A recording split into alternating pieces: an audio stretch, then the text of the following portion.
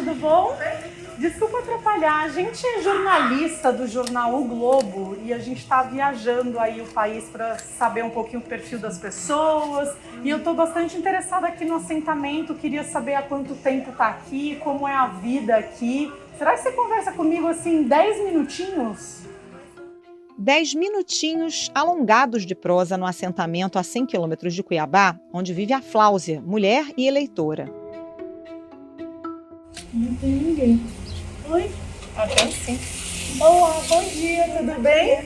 Eu tô procurando o senhor Raulino, ele tá me esperando hoje às 10. Meu nome é Marina, essa é a Márcia, a gente é jornalista, vamos falar com ele. Mais uma conversa agora na propriedade do Raulino, na cidade de Campo Verde, também em Mato Grosso. Raulino é fazendeiro e eleitor.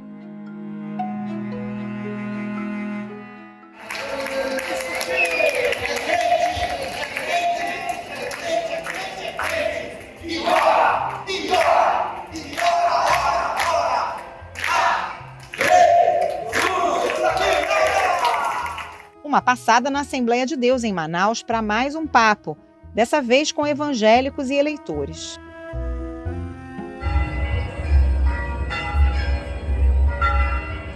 E se soam os sinos da Igreja do Pelourinho, em Salvador, é sinal de que chegou a hora de falar com outros eleitores, agora os que vivem no Nordeste. Então hoje eu estou procurando outro candidato. E se o candidato da terceira via não for para o segundo turno e no segundo turno ficar polarizado entre Lula e Bolsonaro, você votaria em quem no segundo turno? O Lucas mora na zona leste de São Paulo, tem uma pequena firma de alimentos, é eleitor da classe média. Nos últimos meses, a repórter Marina Dias bateu perna. Ela mergulhou no mundo de 5 segmentos do eleitorado que poderão ser decisivos na disputa presidencial: mulheres, agricultores e pecuaristas, evangélicos, nordestinos e brasileiros de classe média. E foi atrás do sentimento deles em relação ao voto, seus desejos, medos e frustrações com escolhas feitas em outras disputas. Esse mosaico começou a ser apresentado no domingo, com o primeiro capítulo da série Fora da Bolha, que tratou do voto das mulheres. Nessa segunda-feira, a Marina relatou o que se passa no agro, e ao longo da semana vai apresentar os outros 3 grupos. Eu sou a Carolina Moran, estou com o Roberto Maltic, e no Ao Ponto desta segunda, a Marina Dias conta um pouco do que ouviu o Brasil afora. Fique com a gente. Esse podcast é um oferecimento DAO.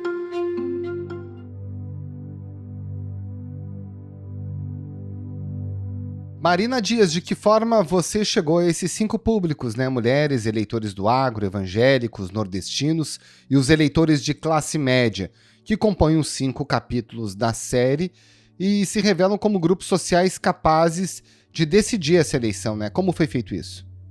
Olha, a escolha dos grupos foi feita da seguinte maneira. Eu tentei entender quais eram os grupos considerados chave da eleição, ou seja, aqueles grupos que juntos destoam da média do eleitorado por algum motivo e ajudam a compor a tendência de voto para um lado ou para o outro.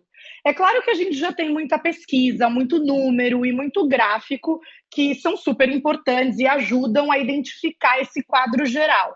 Mas o meu objetivo com a série Fora da Bolha era focar na história das pessoas, no lado humano, nas experiências individuais delas, porque é isso que explica o contexto em que elas vivem, a cabeça delas e, portanto, como elas votam. A gente sabe que durante a campanha a dinâmica desses grupos-chave pode mudar, mas numa disputa que é tão polarizada, né, desde o primeiro turno, a gente consegue destacar esses 5 grupos que você falou, que são os mais bolsonaristas, agro e evangélicos, os mais lulistas, mulheres e nordestinos, e a classe média, que vai flutuando de acordo com a conjuntura econômica. Marina, nessa eleição, quais são os grandes temas que estão na cabeça do eleitor? Você conversou com muita gente, né, para fazer essa série. Independentemente do recorte que se faça, tem grandes temas que estão na cabeça de todo mundo? Olha, Carol, a economia é o grande tema da eleição. As pessoas elas estão sentindo a alta dos preços, a inflação, o desemprego mais alto, e por mais que haja melhoras pontuais em alguns setores, né, a gente viu aí a queda no preço dos combustíveis, de energia, a diminuição do desemprego, apesar dessas melhoras pontuais, a sensação de parte importante da base da pirâmide, que é a maioria dos eleitores brasileiros, é uma sensação de que a vida piorou e de que não dá mais para comprar no mercado as mesmas coisas que antes com o mesmo dinheiro. E a gente ouviu isso de pessoas de vários lugares do Brasil. Então, a Dona Maria de Fátima, do nosso capítulo do Nordeste. Você não consegue comprar as mesmas coisas com o mesmo dinheiro? Não, com o mesmo dinheiro não. Agora, como aumentou tudo, não tem como não.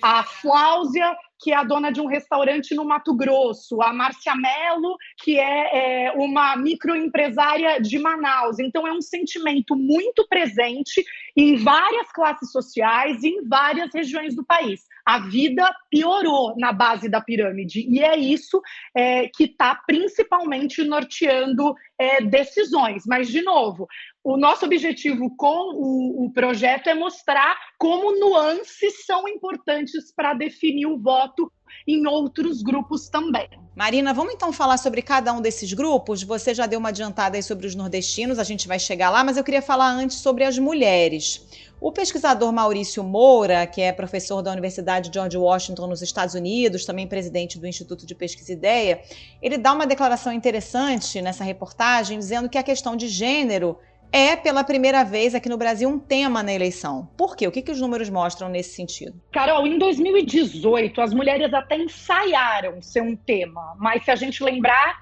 no fim das contas, grande parte delas acabou acompanhando os homens e votando no Bolsonaro. O que acontece agora, em 2022, e isso é inédito, né?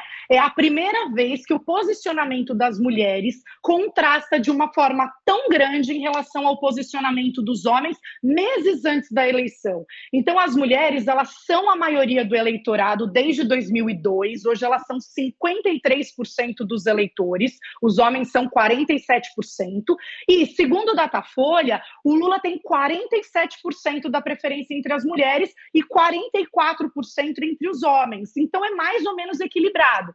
Já o Bolsonaro, ele tem 29% entre as mulheres e quase 40% dos homens. Então, esse descolamento tão grande entre a opinião de homens e mulheres há meses da eleição, isso é inédito. Por isso, as mulheres são sim um tema, e mais do que isso, as mulheres evangélicas são o fiel da balança, importantíssimo, e a gente está explicando o porquê na série também. Falando especificamente das mulheres evangélicas, Marina, de que forma que toda essa questão econômica acaba se combinando com a questão moral, a questão de costumes, que fica muito presente dentro desse eleitorado? As mulheres evangélicas, elas sentem muito a crise, né? Todas as mulheres, né? As mulheres sentem mais a crise econômica porque elas geralmente são responsáveis pelas contas da casa, por fazer as compras, e elas também sentem mais o desemprego, porque, por exemplo, quase 70% dos postos fechados em 2020, por causa da pandemia e da crise econômica, eram ocupadas por mulheres. Mas a gente tem que lembrar que o voto evangélico, ele se move por dois motivos, principalmente. É tanto a busca de uma segurança material, e aí entra a crise econômica, renda, emprego, mas também uma busca por segurança espiritual, né? Sobrecarregados, e eu vos aliviarei, porque meu jugo é leve e meu fardo é suave. E conhecereis a verdade, e a verdade vos libertará. Sobre os valores da família, os valores conservadores, e aí o Bolsonaro entra muito bem. Então, as mulheres evangélicas, elas estão navegando entre esses valores materiais e esses valores espirituais. E aí precisa ver ao longo da campanha o que vai contar mais para cada uma delas na hora do voto. Marina, você já citou aí alguns exemplos do que afastou esse voto feminino do Bolsonaro. Tem a questão econômica, a forma como ele lidou com a pandemia. Agora, tem também uma certa rejeição ao próprio estilo do presidente, né? Muitas pessoas com quem você conversou, muitas mulheres, apontam um certo estilo rude, um pouco grosseiro do Bolsonaro, que causa uma certa rejeição. E tem também a pauta das armas, que divide muito o eleitorado feminino do masculino, né? É isso, Carol. São basicamente 3 coisas que afastam as mulheres, no geral, do Bolsonaro. A personalidade agressiva do presidente, o discurso pró-armas do presidente e a crise econômica. Então, a gente consegue encaixar as mulheres evangélicas aí, claro. Então, o bolso, ele conta muito, como a gente falou, por conta do desemprego e porque as mulheres sentem mais isso mesmo na pele. Mas entre as mulheres evangélicas, essa questão dos costumes, na verdade, atrai, né? É uma coisa que atrai o Bolsonaro para as mulheres evangélicas. Agora, a gente tem uma personagem muito interessante, que é a Márcia Mello. Ela é uma mulher evangélica com quem eu conversei lá em Manaus, e ela concorda com todas as posições do Bolsonaro nesse campo de valores, nesse campo de valores da família, contra o casamento gay, contra o aborto. Mas ela diz, eu concordo com o que ele fala, só que ele fala tudo de um jeito muito agressivo. Então eu não quero votar nele. Porque não é só viver como cristão. Você vive como um cristão, mas você não vive isolado. Você vive dentro de uma sociedade, você tem que respeitar leis. E às vezes ele tem uma abordagem muito agressiva. A gente concorda com o que diz, mas a abordagem é muito agressiva. Então, e ela até arrumou confusão com o marido em casa, porque o marido, que é bolsonarista, comprou uma arma por conta das políticas do Bolsonaro, né, de flexibilização de porte e posse de arma. O marido da Márcia comprou uma arma e ela falou, não, arma em casa não, a gente tem um filho de 7 anos, a arma é só mais violência, não é proteção, e sou eu ou a arma. E ela diz que o marido deu fim à arma dele. Então, isso dá para resumir bastante como o segmento das mulheres está rejeitando o Bolsonaro, mas entre as mulheres evangélicas existem várias nuances, né? Várias nuances importantes que a gente precisa considerar. Essa pauta de valores é muito importante e nessa guerra santa, nessa guerra espiritual, o Bolsonaro tem vantagem. E ainda seguindo nessas visões diferentes entre homens e mulheres, inclusive dentro dos casais, né? Você acabou presenciando uma cena que de alguma forma representa isso muito bem, né? Sim, eu estava entrevistando a Fláusia, né, no restaurante dela em Mato Grosso. A gente estava conversando e o marido dela inicialmente não ia dar entrevista, estava sentado almoçando, mas ouvindo a entrevista. Obrigada, não quero atrapalhar o almoço não, o senhor coma tranquilo. Acabamos de almoçar, mas se eu soubesse, eu tinha guardado para comer aqui. Porque, nossa, que cheiro bom. E a Fláusia começou a dizer que votou no Bolsonaro em 2018, numa expectativa de mudança, inclusive melhora da situação econômica, que ela disse que estava vivendo uma crise naquela época, em 2018, e ela queria que melhorasse no sentido econômico. Mas ela falou, olha, não mudou nada, não melhorou, as coisas estão mais caras, ela tem um restaurante, então ela compra alimentos, né, para fazer os PFs do almoço, é um restaurante simples na estrada ali do Mato Grosso, e ela diz, eu sinto essa diferença de preços, piorou, então eu vou votar no Lula. Porque eu lembro que na época do Lula as coisas eram mais baratas. Nessa hora, o marido interrompe e começa a dizer que não é assim, que o Lula só enganou o povo, que bom mesmo era na época da ditadura militar e que o Bolsonaro só não consegue fazer mais porque a esquerda atrapalha. E aí criou-se um constrangimento porque a Fláusia olhou para o marido, não sabia o que dizer, levantou e saiu. E aí eu terminei a conversa com o marido dela, o Emílio, né, que é bolsonarista e segue votando no Bolsonaro. E aí depois eu entrei ali na cozinha para terminar a conversa com a Fláusia. Mas realmente isso causou ali um constrangimento. Foi uma cena inusitada, mas não deixa de ser a alegoria perfeita de vários casais e várias famílias no Brasil de 2022, né? Vem! Marina, vamos falar do eleitor ligado ao agronegócio. Nesse eleitorado, a vida do ex-presidente Lula não é fácil, né? Um eleitor muito identificado com o presidente Jair Bolsonaro. O agronegócio tem sido um motor da economia, já era no governo Lula, agora no governo Bolsonaro não foi diferente, foi um dos poucos setores que cresceram, inclusive durante a pandemia, com essa elevação do preço das commodities. Dá para dizer que esse eleitor ligado ao agronegócio ainda apoia incondicionalmente o Bolsonaro ou há algum tipo de crítica, algum tipo de insatisfação? Carol, o agro já tem críticas ao Bolsonaro, mas o presidente segue sendo a opção conservadora e anti-PT entre os ruralistas, e é isso que importa para eles, né?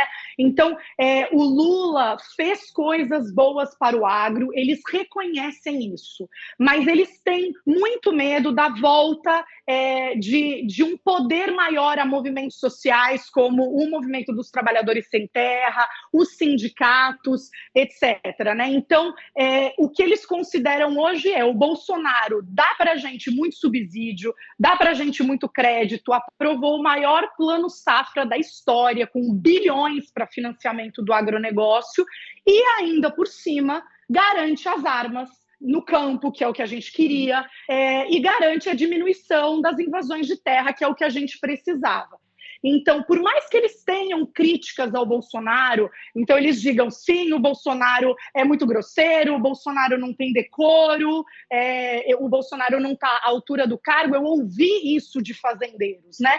Mas também é o Bolsonaro que garante para eles menos poder para o MST, menos poder para os movimentos sindicais, então eles preferem ali, o Bolsonaro é a opção antipetista para eles, e o clima do agronegócio é o antipetismo, é isso que guia eles para seguir votando no Bolsonaro, apesar de qualquer crítica. E esse público, né, Marina, tem uma aderência muito forte ao discurso das armas, que é uma das principais bandeiras do Bolsonaro, né? É o eleitor do agro que diz, eu quero fazer valer o meu direito. A gente entrevistou um fazendeiro no Mato Grosso, o Marcelo, ele é dono de 3 fazendas no estado ali do Mato Grosso, e ele estava com uma arma na cintura. Durante a entrevista, eu perguntei qual era a posição dele sobre a política de flexibilização de armas do presidente Bolsonaro, e ele disse, eu sou a favor, estou armado neste momento, não tiro a arma da minha cintura 24 horas, eu estou o tempo inteiro com ela, esse é um direito meu. Olha aqui a lei, não me mata, ou olha a Bíblia aqui, não me mata. Não, cara, entendeu? Eu preciso me proteger. E como que eu me protejo? Preciso me proteger com arma, não é com flor, nem com aperto de mão. E esse é o discurso do Bolsonaro, né, gente? O discurso do Bolsonaro para ampliar o acesso a armas e armamentos todo cidadão de bem tem direito de ter uma arma e se defender, que é o discurso nos Estados Unidos dos republicanos, do ex-presidente Donald Trump, é um direito, né? Nos Estados Unidos é um direito constitucional, está na Constituição, é a 2ª emenda da Constituição americana. Mas no Brasil, o discurso, ele se reproduz e sim, quando a pessoa me recebe com uma arma na cintura, ela repete o Bolsonaro, eu tenho o direito de estar assim. Marina, e quando a gente fala do pequeno agricultor, porque a gente está falando aí do fazendeiro, né, de quem tem propriedades, mas quando a gente vai para o pequeno agricultor que também tem enfrentado dificuldades financeiras, a percepção é diferente? A vida dessas pessoas ficou mais difícil? Olha, Carol, ficou. Então, se a gente vai para o médio produtor, ele sofre um pouco, mas por conta daquelas coisas que a gente estava dizendo de sentimento antipetista, ele segue na esteira do Bolsonaro também. Agora, o pequeno agricultor, aquela pessoa que tem um sítio, que tem 10, 15 cabeças de gado, que é ali quase uma subsistência e um comércio local, essa pessoa está sofrendo mais com a crise econômica, e muitos deles, a gente conversou com uma mulher, a Andréia Cláudia, é o nome dela, e ela disse, olha, eu votei no Bolsonaro, meu marido votou no Bolsonaro, mas a vida não está dando certo não, a gente não consegue comprar mais as mesmas coisas, a gente não consegue mais vender tanto, ela faz queijo e requeijão no sítio dela, ela tem acho que umas 13 cabeças de gado ali, ela faz queijo e requeijão. Então, ela está sentindo a crise na pele e ela tem a lembrança do Lula, né? Então ela diz, no Lula não era assim, no Lula era melhor, agora eu vou votar no Lula. Mas esses pequenos produtores, eles estão inseridos num contexto, ali no Mato Grosso, muito bolsonarista.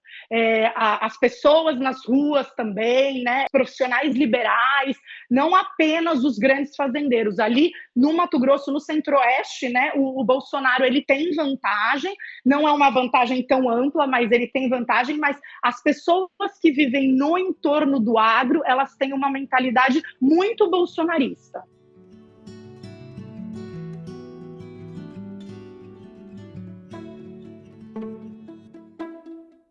Falando um pouquinho dos próximos capítulos, né? A gente ainda tem evangélicos, tem o público do Nordeste e tem a classe média, que é super importante, que vive nesse pêndulo, né? E tem uma pergunta que todo mundo se faz sobre o impacto do Auxílio Brasil no voto em outubro, né? Você conversou com o pessoal do Nordeste, que é uma região que tem um público de baixa renda notabilizado, ao mesmo tempo que recebe os auxílios sociais do governo federal.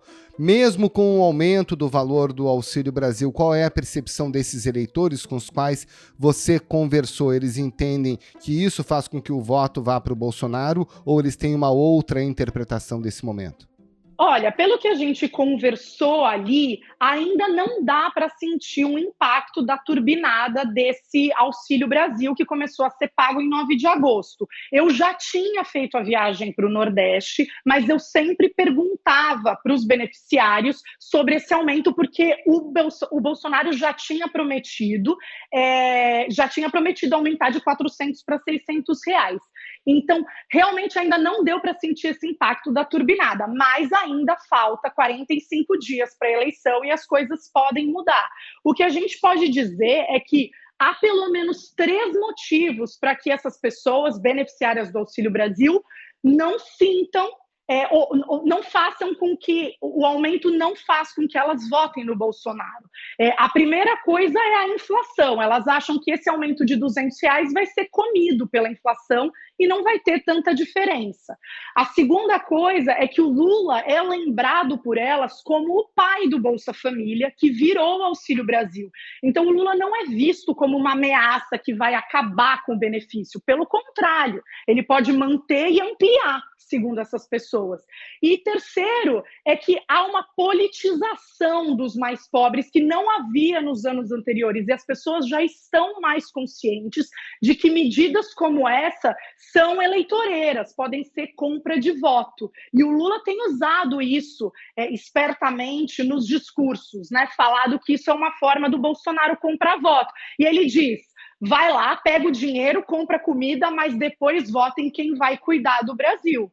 Então, eles estão seguindo este raciocínio por enquanto. No Nordeste, o Lula tem quase 60%. São 33 pontos percentuais de diferença entre Lula e Bolsonaro no primeiro turno. É muita coisa. É uma preferência muito consolidada no Nordeste. Agora, você encontrou uma parcela dos nordestinos, principalmente de uma elite econômica, que defende o Bolsonaro, né? Por exemplo, num condomínio de luxo em Salvador, onde você entrevistou alguns eleitores do presidente. O que essas pessoas pensam?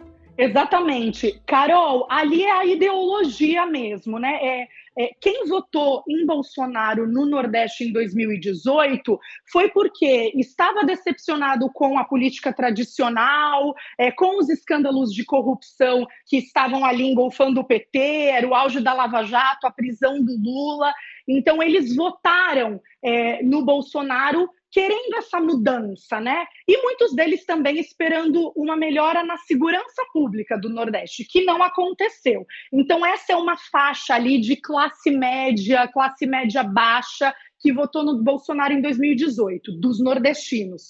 A outra parcela que votou no Bolsonaro dos nordestinos é o que realmente vota nele no resto do Brasil, são os mais ricos, né? Então, nesse condomínio Manhattan, em Salvador, é um condomínio com piscina, com academia, várias torres, né? Um cenário muito diferente das favelas pelas quais a gente andou em Salvador.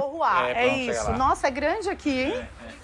Quantos apartamentos tem? Rapaz, não sei, é muito. É muito, né? Tá bom, obrigada. Então, é o extrato mais rico da população que geralmente vota no Bolsonaro. E ali eles citam os motivos que o eleitor do Bolsonaro mais ideológico reproduz, né? A cartilha contra o comunismo, a favor dos valores da família, o Bolsonaro acaba com a corrupção e negam, né, qualquer tipo de caso de escândalo de corrupção do governo Bolsonaro que a gente traz à tona, como no MEC, por exemplo, falam que são casos isolados, minimizam, né? Então é uma cartilha ideológica ali dos eleitores mais ricos, que é a preferencialmente bolsonarista. Marina, vamos falar da classe média? Essa sim é um terreno de disputa ferrenha entre o Lula e o Bolsonaro. Dá para dizer que essa é uma parcela da população na qual o presidente tem mais chance de fato de crescer, o presidente Bolsonaro, e por que ele tem essa chance nesse eleitorado? Justamente, a classe média ela está decepcionada, ela flutua de acordo com a conjuntura econômica, mas ela ainda parece a melhor chance de recuperação do Bolsonaro, né? Porque entre os evangélicos e o agro, é um público que já votou no Bolsonaro em 2018 e vai continuar votando no Bolsonaro em alguma medida ali parecido com o que aconteceu em 2018. Então, a chance do Bolsonaro crescer é ele reconquistar outros segmentos que votaram nele em 2018, mas se afastaram ao longo dos anos. E a classe média é uma delas. A classe média, parte da classe média votou no Bolsonaro em 18, mas estava decepcionada por conta da crise econômica. A classe média é muito pragmática, ela vai de acordo com o bolso. Mas agora, por conta dessas medidas eleitoreiras do Bolsonaro que fizeram cair o preço dos combustíveis, o preço da energia e o preço em setores que são mais sensíveis ali para a classe média, transporte, habitação, não alimento, né? Setores que a classe média sente mais.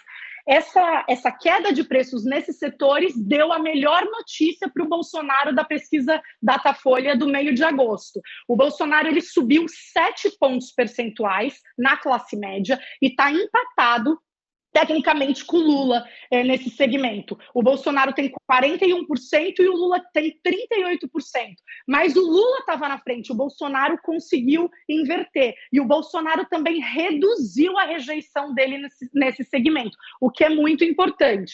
Mas, de novo, como é um segmento muito flutuante, muito volátil, de acordo com a conjuntura econômica, né, sente mais a questão ali do desemprego e da deflação em alguns setores, isso também pode mudar em 45 dias. Mudou quase radicalmente, né? Mudou bastante em 20 dias, imagina em 45. Por exemplo, eu falei com o Lucas, que é um dono de rotisseria na zona leste de São Paulo, tem 7 funcionários, tem motoboy, acha que a vida dele melhorou, mas que poderia estar melhor ainda, sabe? Então, ele falou que votou no Bolsonaro em 2018, mas agora está em busca de uma terceira via. Não pretendo. Por quê? Estou procurando uma terceira via.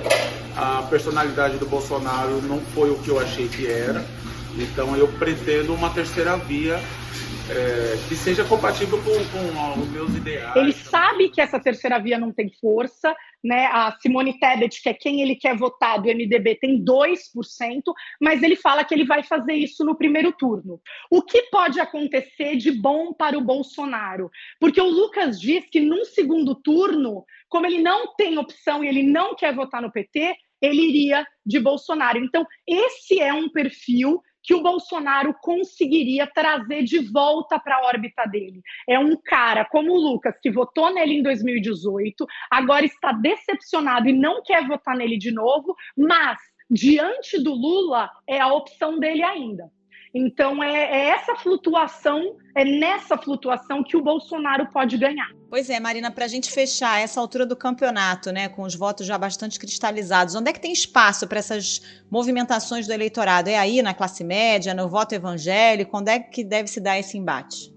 Olha, Carol, no voto evangélico, o Bolsonaro consegue avançar um pouco mais, sim. Lembrando que no segundo turno, 70% dos evangélicos votaram no Bolsonaro em 2018.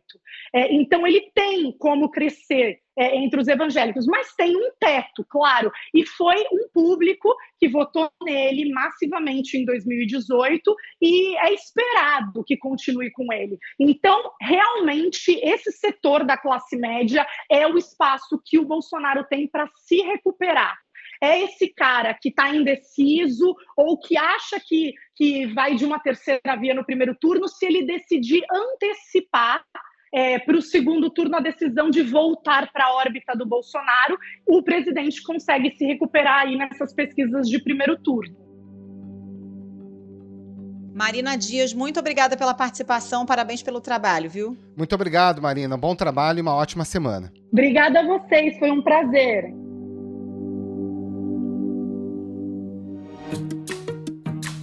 Esse foi o Ao Ponto de hoje, o podcast diário da redação do Globo. Nessa conversa, a gente conta com a participação de toda a equipe do jornal, as mesmas pessoas que levam até você informação e análise de qualidade todos os dias. Quer saber mais? Assine o Globo. Acesse assineoglobo.com.br e confira todas as notícias e reportagens especiais. Nesse episódio, a gente utilizou os áudios captados pela Marina Dias e pela repórter fotográfica Márcia Foleto. A produção é da Raquel Pereira e a edição do Luan Oliveira. Tchau. Até mais.